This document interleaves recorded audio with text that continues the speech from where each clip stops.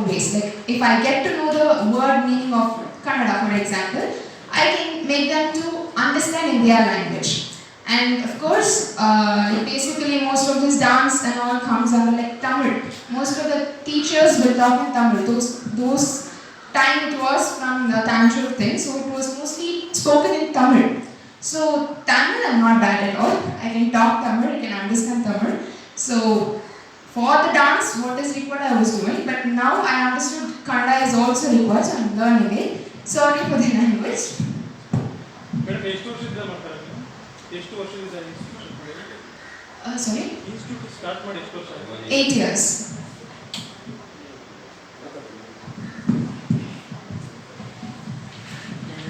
ನಮಸ್ಕಾರ. ನೀವು ಕನ್ನಡ ಅಂತ ಯಾಕೆ ಕಷ್ಟಪಡ್ತಾರೆ? ನಾನು ಕಷ್ಟಪಡ್ತೀನಿ. ಯಾಕೆಂದರೆ we think in one particular language. ನಮ್ಮ ಮದರ್ ಟಂಗ್ ಬೇರೆ. ನನ್ನ ಮದರ್ ಟಂಗ್ ತೆಲುಗು, ಅವ್ರದ್ದೇನು ಮಲಯಾಳಂ. ಸೊ ಮನೆಯಲ್ಲಿ ಆ ಮಾತೃಭಾಷೆ ಅವ್ರು ಮಾತಾಡ್ತಾರೆ, ಬಟ್ ಅಷ್ಟೊಂದು ಇದು ಅಭ್ಯಾಸ ಇರಲ್ಲ. ನಮ್ಮ ಕರ್ನಾಟಕ ನಲ್ಲಿ ಇದ್ದೀವಿ, ಬಟ್ ಎಷ್ಟೊಂದು ನಾವು ಕನ್ನಡನೇ ಬರಬೇಕು ಅಂತ ಅದೇ ಆಗಲಿ ಆ ಒಂದು ಕಲೆಗೆ ಅದು ಇರುತ್ತೆ ಅಲ್ವಾ.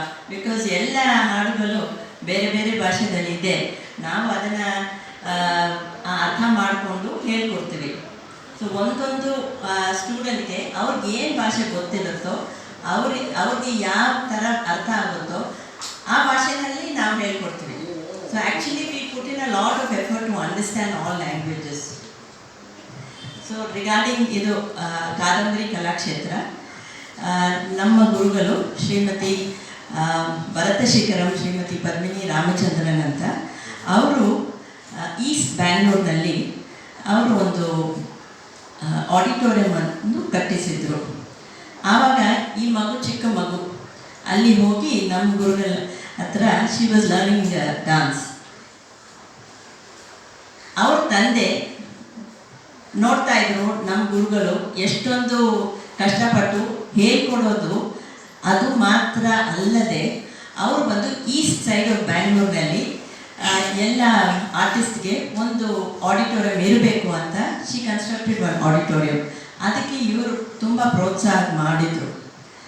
ಆವಾಗ he got this idea of giving a platform for other artists.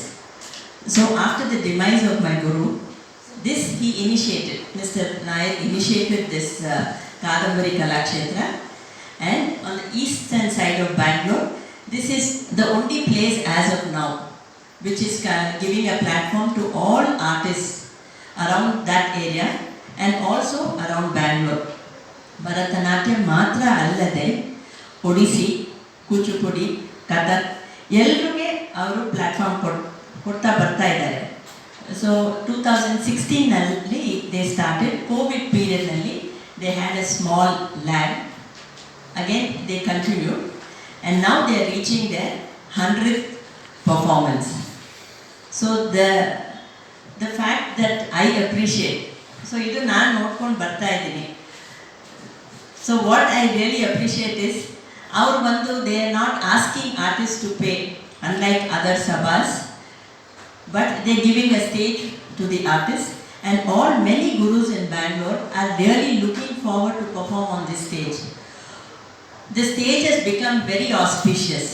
ಈಗ ಅವರವರು ಅವ್ರ ಬಯೋಡೇಟಾನಲ್ಲಿ ಕಾದಂಬರಿ ಕಲಾಕ್ಷೇತ್ರದಲ್ಲಿ ನಾನು ಪರ್ಫಾರ್ಮ್ ಮಾಡಿದ್ದೀನಿ ಅಂತ ಅವ್ರು ಬರೆದಾಗ ಅದು ಅವ್ರಿಗೆ ಹೆಮ್ಮೆ ಆಗಿದೆ.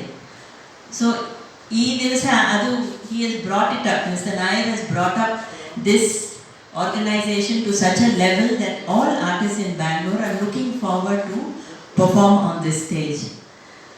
He is not only giving a stage for the artists, but he is also honoring the dance gurus for all their efforts. He is also honoring the performers, the senior performers. He is also honoring makeup artists. So he is appreciating all those who are associated with this field of art. And he is doing this all on his merit. He is trying to get support, and through that he is trying to honor artists and uplift the art on the eastern side of Bangalore. Thank you for hearing us out. I'll hand it over to Mr. Nair. Bangalore East ಶುರು ಮಾಡೋ ಕಾರಣನೇ ಬಂದು ಈಗ ನಮ್ಮ ಈ ಸಾಂಸ್ಕೃತಿಕ ಕಾರ್ಯಕ್ರಮ ಬೆಂಗಳೂರು ನೋಡಬೇಕಂದ್ರೆ ಮಲ್ಲೇಶ್ವರಕ್ಕೆ ಹೋಗ್ಬೇಕಾದ್ರೆ ಜಯನಗರ ಹೋಗ್ಬೇಕು. ಈ ಎರಡು ಜಾಗ ಬಿಟ್ಟರೆ ಈ ಕಡೆ ಯಾರಿಲ್ಲ. ಈ ಕಲಾವಿದರೆಲ್ಲ ಇಲ್ಲಿದೆಲ್ಲ ಅಲ್ಲೇ ಓಡೋಗ್ಬೇಕು. ಸ್ಟೇಜು ಅಲ್ಲೇ ಅಷ್ಟೇ ಆಗಿರೋದು, ಗಾಳಿಗಳು ಅಷ್ಟೇ. ಆಗಲೇ ಬಂದು ಅವ್ರ ಪತ್ನಿ ರಾಮಸರ್ ಹೇಳ್ತಾ ಇದ್ರು, ನಾವು ಒಂದು ಫೆಸ್ಟಿವಲ್ ಶುರು ಮಾಡಬೇಕು ಇಲ್ಲಿ, ಈ ಕಡೆ ಶುರು ಮಾಡಬೇಕು ಅಂತ. ನಾವು ತೀರೋಗಿದ ಮೇಲೆ ಏನಿದ್ರೆ ನನ್ನ ಮಗಳು ಗುರು ಅವರ ನೆನಪಿಂದ ಇದು ದೇವಸ್ಥಾನದಲ್ಲಿ ನನಗೆ ಜಾಗ ಕೊಟ್ಟರು ಪ್ರೆಸಿಡೆಂಟು. ಸರಿ, ಸೌಕರ್ಯ ಆಯಿತು. ಅದು ಹಾಗೆ ಶುರು ಮಾಡಿ ನಡೆಸ್ತಾ ಹೋಗ್ತಾ ಇದ್ದೀವಿ.